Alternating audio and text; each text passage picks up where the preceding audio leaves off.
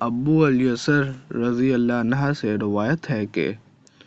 رسول اللہ صلی اللہ علیہ وسلم فرمایا کرتے تھے، اے اللہ میں تیری پناہ میں آتا ہوں اس بات سے کہ کسی اونچی جگہ سے گر جاؤں یا کوئی عمارت مجھ پر گر جائے یا غرق ہو جاؤں یا آگ میں جل مروں، اور اس بات سے بھی تیری پناہ میں آتا ہوں کہ مجھے مرتے وقت شیطان بدحواس کر دے،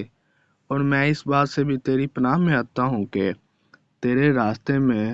دوران جہاد میں میدان جنگ سے پیٹھ پھیر کر بھاگتا ہوا مارا جاؤں، اور اس بات سے بھی تیری پناہ میں آتا ہوں کہ کسی زہریلی چیز کے ڈسنے سے مر جاؤں۔